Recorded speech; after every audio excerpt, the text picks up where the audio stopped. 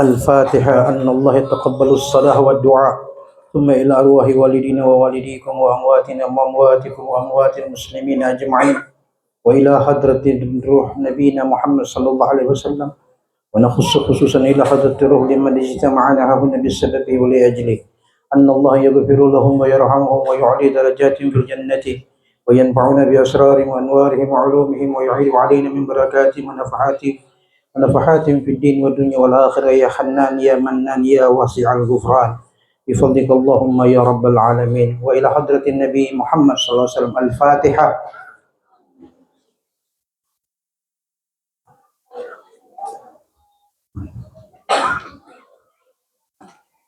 بسم الله الرحمن الرحيم. السلام عليكم ورحمة الله وبركاته.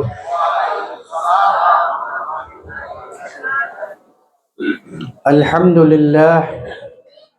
لله الذي خلق الموت والحياة ليبلوكم أيكم أحسن عملا. أشهد أن لا إله إلا الله وحده، وأشهد أن محمدا عبده ورسوله ولا نبي بعده. اللهم صل وسلم وكرم وعظم وشرف على سيدنا محمد بن عبد الله وعلى آله وصحبه ومن والاه. رب اشرح لي صدري ويسر لي أمري واحلل عقدة من لساني يفقه قولي. رب سدد لساني واهد قلبي بحق سيدنا محمد صلى الله عليه وسلم. دستوركم يا أهل الدرك يا أهل الباطن يا أهل النوبة ويا أهل النور، بجاه وببركة الأولياء والشهداء والصالحين والعلماء المصنفين وجميع الملائكة المقربين. أما بعد. Pertama-tama puja dan syukur kehadirat Allah Subhanahu wa Ta'ala, Tuhan yang menciptakan, Tuhan yang berkehendak, Tuhan yang menetapkan. Kepadanya semua urusan makhluk akan kembali, dan hanya kepadanya jua kita semua akan dikembalikan. Salawat dan salam senantiasa kita persembahkan, kita haturkan kehadiran Nabi tercinta, Nabi yang mulia, Nabiullah Muhammad sallallahu alaihi wasallam, juga kepada keluarga dan para sahabat-sahabat beliau. Yang saya hormati sahibu ahlil musibah, keluarga pemangku duka. Harapan doa kita semoga almarhum yang berpulang ke rahmatullah diluaskan kuburannya, ditempatkan di sisi Allah dalam ampunan dan rahmatnya. Doa kita juga bagi keluarga yang ditinggalkan, semoga ini menjadi ujian yang mendatangkan rahmat dan ampunan Allah kepada keluarga yang telah ditimpa musibah kematian. Yang saya hormati Bapak Imam Masjid Agung Diponegoro, Bapak Haji Mahmud Ajizi, Bapak Imam Masjid Al-Hidayah Perum Agape. Ada lagi imam yang lain? Ketua Badan Ta'mir, pemerintah setempat atau yang mewakili, para tokoh agama, para sesepuh, para tetua-tetua yang saya muliakan, yang dirahmati Allah. Tidak kalah istimewanya al-muazzin wal muazziyat, pekabung laki-laki dan pekabung perempuan yang hadir di tempat yang sederhana ini. Bapak Ibu jamaah yang saya muliakan, yang dirahmati Allah. Tadi saya diminta 2-3 jam. Tapi kalau mau lihat ini wajah-wajah ini 20 menit seboleh. Karena kelihatan wajah-wajah yang tidak ada tawar-menawar. Bapak Ibu jamaah yang dimuliakan, yang dirahmati Allah. Ada sepasang suami istri. Sepasang suami istri yang hidup di zaman Rasulullah sallallahu alaihi wasallam. Sepasang suami istri dikenal oleh para ulama-ulama dengan sebutan, yang laki-laki namanya Abu Salamah, yang perempuan namanya Ummu Salamah. Ini sepasang suami istri yang dikenal di langit juga sangat dikenal di bumi. Di langit malaikat mengenal mereka, di bumi pun manusia mengenal sepasang suami istri ini. Kenapa yang laki-laki dipanggil Abu Salamah dan perempuan dipanggil Ummu Salamah? Karena anak pertama mereka berdua yang lahir dari perkawinan namanya Salamah. Ibu tahu tidak? Ummu Salamah ini Allah turunkan beberapa ayat Quran berkaitan dengan yang namanya Ummu Salamah ini. Dalam Al-Quran, Ibu, kalau Allah menyebutkan seseorang, pasti cuma satu di antara dua.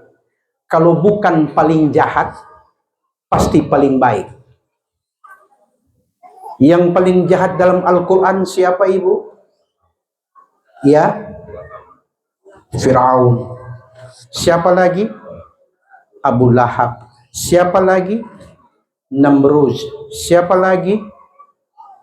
Kan'an. Siapa lagi? Banyak. Ibu, itu Quran kalau menyebut kejahatan manusia sampai diabadikan dalam Al-Quran, itu menunjukkan kejahatannya tidak main-main.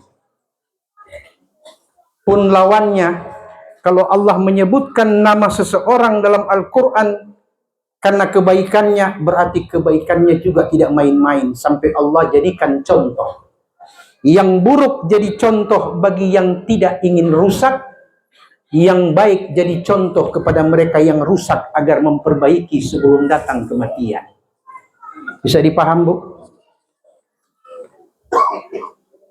Dalam suatu peristiwa perang, Abu Salamah ikut berjihad bersama Nabi. Gugur sebagai syahid di medan jihad. Pada saat Abu Salamah menghembuskan nafas yang terakhir karena tusukan tombak dan pedang, tiba-tiba langit menjadi gelap. Saat langit menjadi gelap, para sahabat bertanya kepada Rasulullah, "Ya Rasulullah, gerangan apa yang sedang terjadi?" Kata Nabi kita Muhammad sallallahu alaihi wasallam, "Sekiranya kalian bisa melihat seperti apa yang aku lihat, pasti kalian akan mengatakan sesuatu yang luar biasa." Mengapa ya Rasulullah? Karena ketika ruhnya keluar meninggalkan jasad, malaikat Arsy turun ke langit dunia dengan membentangkan sayapnya sehingga awan pun kelihatan mendung karena menyambut ruh yang suci. Abu Salamah wafat, langit mendung. Insya Allah almarhum seperti itu juga. Dan insya Allah kita juga kan seperti itu juga. Kenapa pelan tu DPA ambil? Kasih kuat ni nak mau mati.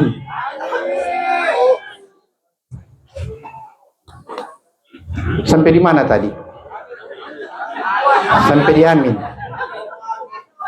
Soalnya saya perhatikan ini wajah-wajah ini sudah togang-togang.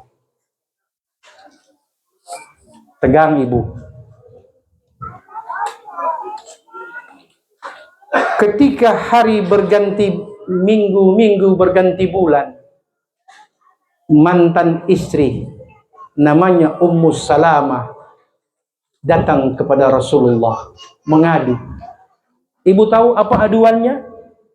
Dia katakan begini, "Ya Rasulullah, tulang punggungku telah hilang. Harapanku telah musnah. Semangatku telah pudar dengan wafatnya Abu Salamah. Ya Rasulullah, sebaik-baik laki-laki yang ada di muka bumi ini, itulah Abu Salamah. Bukankah engkau tahu ya Rasulullah, Abu Salamah tidak pernah sholat kecuali berjamaah dengan engkau ya Nabi? Bukankah engkau tahu ya Rasulullah, Abu Salamah tidak pernah sekalipun meninggalkan jihad bersama engkau ya Rasulullah? Dan bukankah engkau yang berkata langit mendung saat wafatnya, malaikat turun menyambut rohnya yang mulia? Ya Rasulullah, hilang harapanku. Nabi mendengar keluh kesah seorang wanita salihah. Apa kata Nabi, ibu? Ibu tahu apa kata Nabi? Lihat di Google.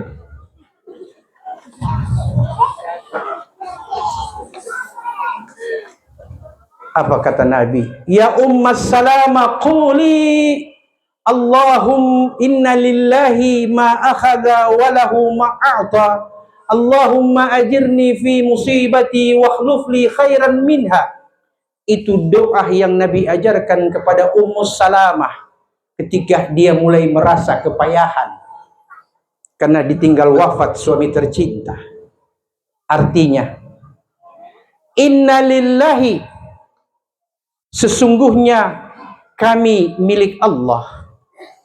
Ma akhadha, punya Allah apa yang dia ambil, dan milik Allah pula apa yang pernah dia berikan. Betul tidak? Mana bukti Ustadz kalau orang ini Allah yang punya? Mana buktinya? Saya kasih contoh. Jangankan orang punya diri, orang punya nafas pun bukan orang yang punya. Coba ibu-ibu pulang ke rumah tidur tahan napas 5 menit. Masih mau balik ulang tuh napas. Langsung game over. Itu menunjukkan bahwa nafas siapa yang punya, ibu? Ada sesuatu yang maha kuasa yang punya. Contoh pertama. Contoh kedua, coba ibu pulang sebentar tidur, kompil itu mimpi. Kita malam ini mau mimpi bagus. Boleh? Boleh? Dikala tidur pun kita tak sanggup melihat apa yang harus kita lihat dikala mimpi.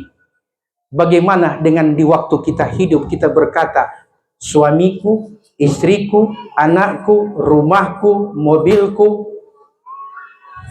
Kong Allah punya yang mana dah?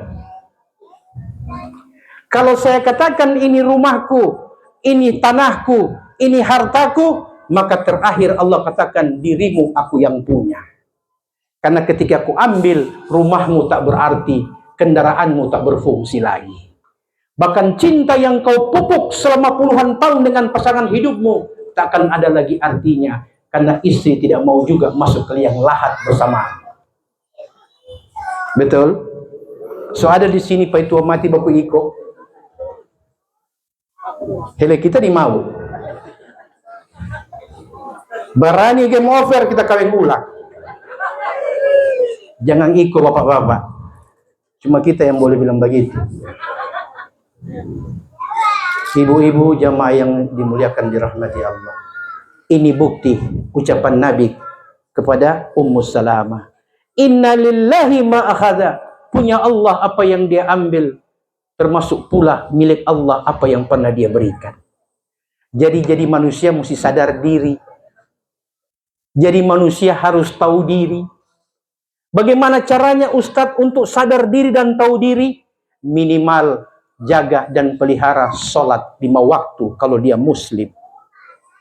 Karena non-muslim tidak akan ditanya sholat 5 waktu. Karena itu syariatnya orang Islam. Jadi yang disyariatkan yang akan ditanya. Bisa dipaham? Coba ibu-ibu, bapak-bapak lihat zaman sekarang. Kalau orang muslim sudah tidak sholat, apalagi yang dia punya dari agama. Zakat, baku-baku rekeng. Sedekah, pilih-pilih. Betul? Majlis ta'lim tergantung senang hati.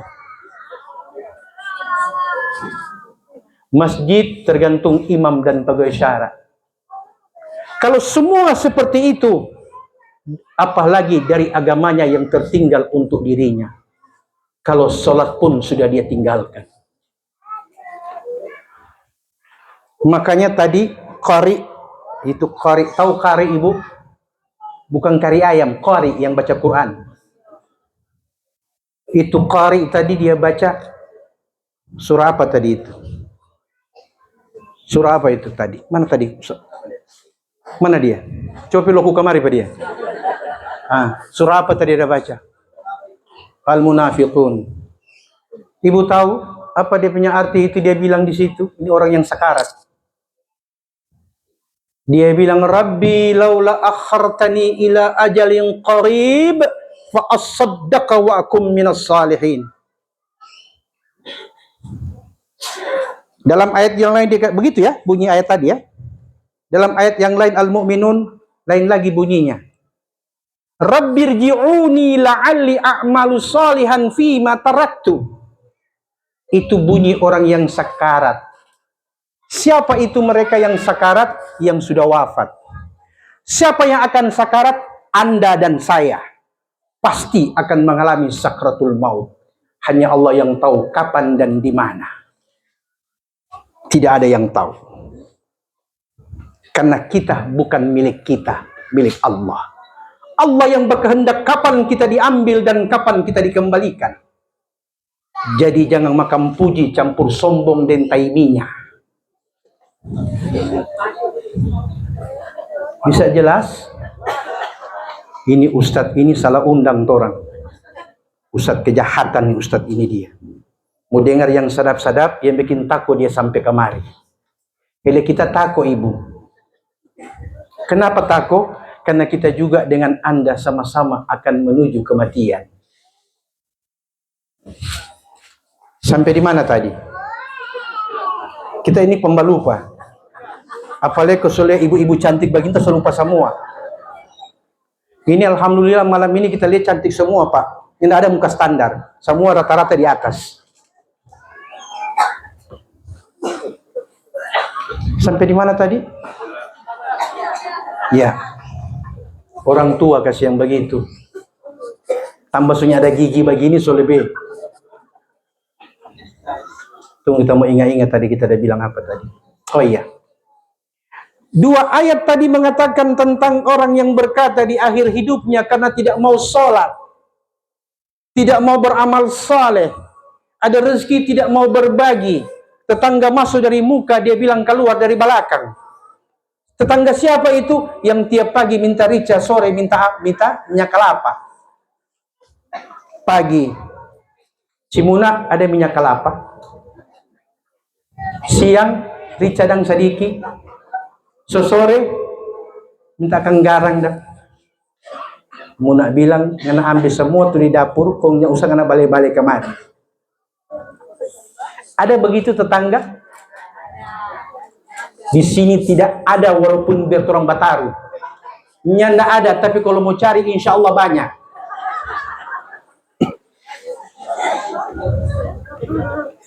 Meminta tidak dilarang dalam agama. Tapi mintalah yang wajar-wajar. Betul tidak? Di mana ada agama yang melarang orang meminta? Tidak ada, Bu. Yang dilarang itu bila berlebih-lebihan. Bisa dipaham, Bu? Ayat tadi mengatakan dibaca oleh Qari, dia bilang apa? Rabbi laula akhartani ila ajalin qarib fa asaddaka wa akum minas salihin. Tuhan, sekiranya engkau tangguhkan umurku walaupun hanya beberapa saat, niscaya beberapa menit itu aku akan keluarkan seluruh sertifikat, seluruh deposito, seluruh tabungan, seluruh simpanan hartaku akan aku fa'asaddaka wa akum minas salihin. Akan kuberikan semua di jalan Allah sehingga ahli warisku tidak akan menerima apa-apa lagi. Itu ayat yang bilang, Bu. Ayat hanya mengutip peristiwa yang terjadi pada diri manusia setiap saat datang kematian karena lupa sholat dan lupa amal saleh. Dia katakan, ya Tuhanku, Rabbi laula akhartani ila ajalin qarib fa asaddaqa wa akum minas salihin. Aku akan bersedekah dan aku ingin menjadi orang yang baik. Tapi apa kata Allah pada ayat yang lain? Kata Allah kepada orang yang berkata di akhir nafas, Ustadz, orang belum pernah, orang dengar ada orang mati kok dia bilang begitu. Ibu, orang berkata tidak harus didengar oleh orang yang di samping. Kadang-kadang suara hati sudah itulah ucapannya. Betul tidak? Kira-kira kalau orang sekarat, siapa yang dia suruh panggil? Pak Imam atau pejabat? Ya? Dari siapa? Dari siapa?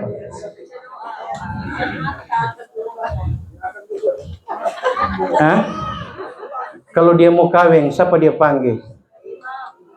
Pegawai syarat, KUA, atau anggota dewan? Hah? Kenapa ketika hatta idza balagatil hulqum, ketika roh sudah sampai di hulqum, dia baru tahu ternyata selama ini ada imam yang menjadikan imam di masjid. Ada pegawai syara yang ditunjuk dan diberi amanah untuk mengurus agama Allah. Kenapa masjid sepi? Surau-surau menjadi sepi. Tapi kontes dan sebagainya diramaikan. Ingat, dunia ada awal dan pasti ada akhir. Kecuali akhirat hanya ada awal dan tidak ada akhir. Sampai dinamakan yaumil akhir. Artinya hari di mana tidak ada akhir lagi kecuali keabadian.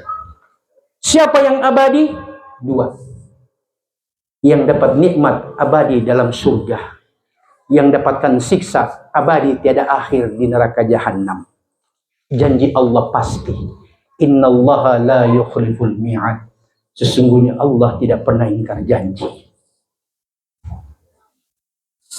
Minimal apa ibu? Minimal apa? Salat 5 waktu. Cuma 5 waktu. Bagaimana kalau seandainya waktu Isra Mi'raj Nabi Musa tidak bilang sama Nabi kita 50 rakaat 50 waktu. Kira-kira ada orang di pasar berjual. Baru habis sambayang ulang 50. Sedangkan cuma 5 waktu dari zuhur ke asar terasa begitu dekat. Apalagi 50 waktu. Allah Tuhan yang Maha Tahu memberikan amanah kepada umatnya Nabi Muhammad dan nabinya 5 waktu. Itu pun sungguh sangat berat 5 waktu itu. Di antara 5 waktu ini yang paling berat apa ibu? Yakin? Yakin subuh paling berat? Itu Pak Ustadz Imam Mahmud Ajiji tidak berat tiap subuh? Karena mereka yang selalu di masjid. Orang mau tahu jumlah umat Islam, cek hari Jumat. Cek hari Jumat. Kong bandingkan hari raya. Jumat wajib tidak? Hari raya sholat id wajib atau sunnah? Lebih banyak di mana? Yang wajib? Itu yang bikin terompe agama tidak jelas. Islam KTP-nya, imannya yang tidak jelas. Kalau hari Jumat, masjid pas pada ukur. Kalau hari raya, masjid tambah tenda di luar. Yang ditanya, yang di luar ini di mana hari Jumat? Ada di pasar, ada di Kobong, ada di mana lagi? Semua mereka ada di luar dan tidak datang di sholat Jumat, padahal hanya seminggu sekali. Ustadz, sedangkan sejumat sekali sudah berat, apalagi 5 waktu. Ibu, Pak, Ibu hilangkan 5 waktu dan Bapak hilangkan Jumat. Nanti baku dapat dibok. Dengan Ustadz bukan. Dengan yang DP nama Mr. Malakul Maut. Ibu, Pak, boleh saya ceramah sedikit lama? Tidak yakin saya. Saya ceritakan bagaimana cara kerjanya Malakul Maut menurut Al-Quran. Bukan menurut saya. Menurut Al-Quran. Mau? Baik. Kuatkan jantung, pasang itu talinya, kong banyak istighfar di hati. Astagfirullah, astagfirullah. Dari siapa? Karena ini ucapan Allah yang maha benar. Yang suka atau tidak, Anda dan pasti akan menemuinya. Apa itu?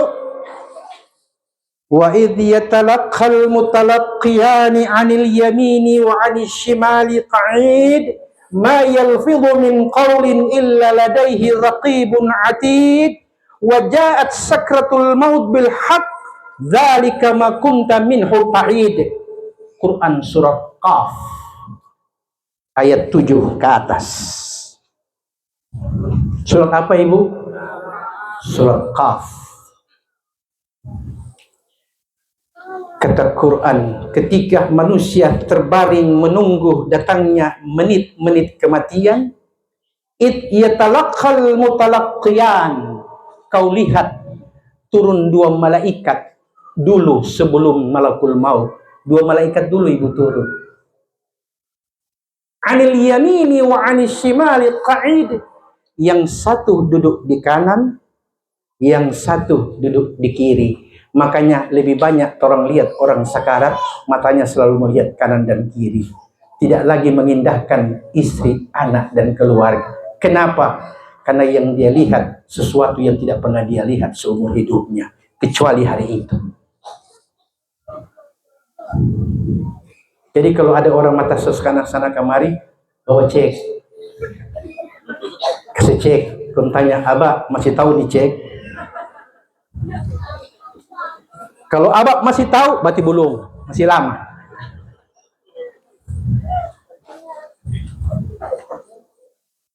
Kita kalau ceramah cuma kode di kaki. Kalau kiri sobarat 30 menit itu. Kalau kanan sobarat 1 jam. Kalau badan sobarat lebih itu. Ketika bertemu dua malaikat, yang satu duduk di kanan dan satu yang duduk di kiri, ma yalfidhu min qawlin illa ladaihi raqibun atid. Saat itulah kau tidak ada satu lafaz yang keluar dari mulutmu kecuali itu akan ditulis dan dicatat oleh raqib dan atid. Ternyata raqib dan atid tugas terakhir adalah menunggu dari lidahnya si mayit ini apa yang akan keluar di akhir nafasnya.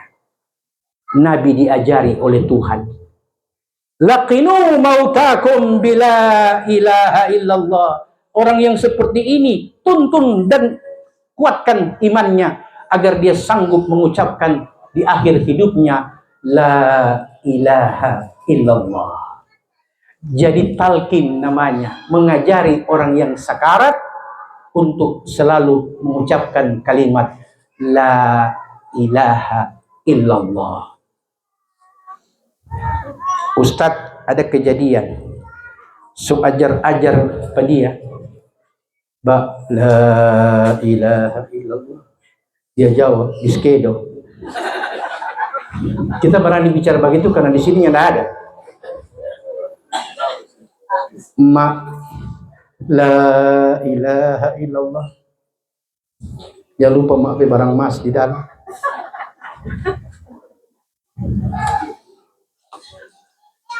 Kenapa agama datang mengajari orang seperti itu? Karena kata Nabi sendiri, man kana akhiru kalamihi la ilaha illallah dakhalal jannah.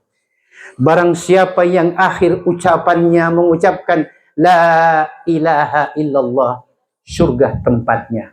Pertanyaannya cuma satu, Ustadz, gampang kalau cuma itu. Ada mengaji sampai Iqra 6 ini Ustadz. Yang baku sedu. Iqra 1 sampai Iqra 6 7 guru. Berarti tiap Iqra dia pindah guru. Kong semua gurunya ada ganap. Pernah satu kali saya di taman pengajian. Saya buka taman pengajian. Potong sedikit dulu cerita. Ada satu orang murid yang lebih tua dari yang lain. Karena saya ada satu hajat, saya bilang kepada murid yang satu, kau ajari adik-adikmu, Ustadz hanya mau keluar sebentar, nanti balik. Iya Ustadz. Saya pergi. Pulang, subakalai semua orang di taman pengajian. Saya tanya kepada yang saya ajar, kenapa ngana pukul semua ini anak ini? Dia bilang, Ustadz coba lihat. Nyana mau badengar. Kenapa? Kita ada ajar pada dia bilang salah. Kita tanya, ngana ikra berapa? Ikra 3. Kau yang ngana ada ajar, ikra berapa? Ikra 6. Sampai kiamatnya mau baku dapang.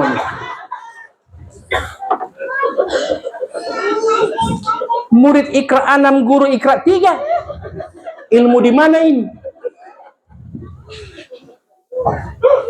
Kembali kepada sakratul maut.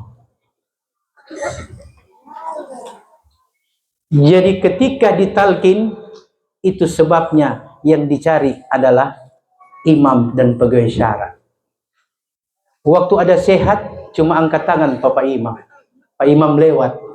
Pak Imam, oi, Assalamualaikum, salam. Karena ngana masih ada kuat, masih sehat. Imam cuma sampai di Waalaikumsalam. Nanti ketika kau lihat malakul maut, baru kau tahu ternyata ajaran imamlah yang benar. Believe it or not, you can try. Asik-asik apa dia arti?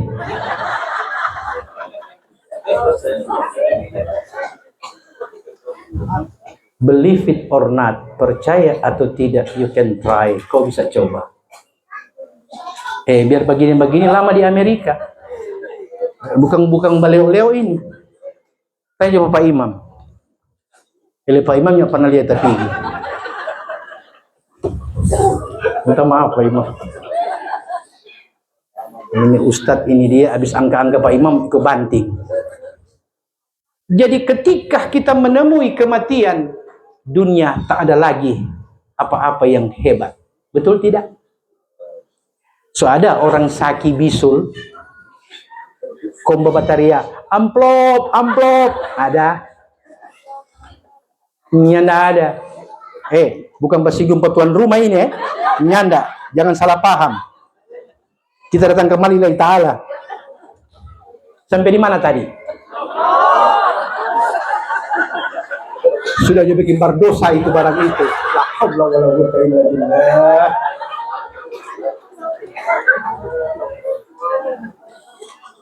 Jangankan sakratul maut, sakit pun kita lupa dengan nikmat. Yang tahu nikmat hanya orang sakit. Yang tahu sakit hanya orang yang menderita. Ustadz, kira-kira gambaran orang sakratul maut itu sakit atau siksa? Orang mengalami sakratul maut, semua hal yang dirasa tidak disukai bergabung jadi satu. Siksa ada di sakratul maut. Derita ada di sakratul maut. Kegelisahan ada di sakratul maut. Kegundahan, kegalauan, semua Allah kumpulkan dan dikumpulkan pada saat sakratul maut. Kenapa? Karena itulah akhir ujian kepada manusia yang Allah berikan. Di akhirat tidak ada lagi galau dan gundah gulana. Merugi mereka sepanjang hidup galau terus. Merugi mereka sepanjang hidup gelisah terus. Merugi mereka sepanjang hayatnya tidak pernah merasakan ketenangan. Kenapa? Karena semua juga akan dia temui di akhir kehidupannya. Ditambah dengan derita bagaikan 1000 tombak menusuk ke tubuh kita. Seperti itu sakitnya sakratul maut. Di riwayat sahih dikatakan bagaikan sutra, kain sutra yang terjebak di tengah-tengah duri, kemudian ditarik secara paksa. Seperti itulah ruh Allah keluarkan dari jasad. Ibu, sedikit cerita bagaimana Nabi kita Muhammad Sallallahu Alaihi Wasallam ketika wafat. Nabi ketika mau wafat, malam kematian beliau, malam 12 Rabiul Awal, ibu tahu Nabi 2 kali pingsan. Sampai-sampai salat Isya dipimpin oleh Sayyidina Abu Bakar. Ketika Nabi takbir, Allahu Akbar, Nabi tidak kuat lagi menahan sekarat, Nabi jatuh pingsan. Ketika sadar, apa ibu tahu, Pak? Nabi katakan kepada Sayyidatuna Aisyah radhiyallahu taala anha, Ya Aisyah, berikan aku air. Nabi kita menerima air di baskom dari tangan istrinya. Nabi letakkan dan masukkan kedua tangannya, kemudian mengusap dari kepala hingga ke wajahnya sambil berkata, Inna lil mauti sakarat. Sesungguhnya bagi setiap kematian ada sakaratnya. Dan aku nabimu telah menanggung sakarat lebih dahsyat daripada umatku. Jadi kalau mau dahsyat itu sakaratul maut, jadi orang beriman. Makin beriman, makin besar sakaratul mautnya. Mau mati sadap, bikin semua tuh hal-hal yang buruk. Mati gampang. Kalau bukan mati di aspal, mati tak kancing, apalagi. Karena rata-rata orang seperti itu, Ibu. Kalau dia salat 5 waktu, dia rajin di masjid, hobi di majelis ta'lim, coba taruh kira kalau orang mati. Rata-rata tak ala-ala kincing ditampa dulu, baru selesai. Game over. Kenapa? Mereka sesuai janji Allah. Mereka harus menerima semua itu sebagai ujian Allah yang terakhir buat orang beriman. Ujian terakhir, karena sesudah itu mereka akan dapat nikmat yang tiada akhir. Tapi orang durhaka, Allah bilang, sampai kena mati pun tertawa. Ya, game over.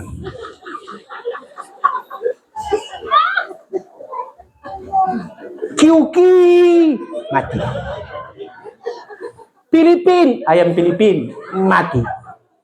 Biskedo, gampang sekali mau lihat orang-orang begitu kodong mati. Cepat, nyak bikin siksa. Nyak sempat pakai BPJS leh. Jadi kalau mau suka mati bagus, bikin semua itu yang dilarang agama.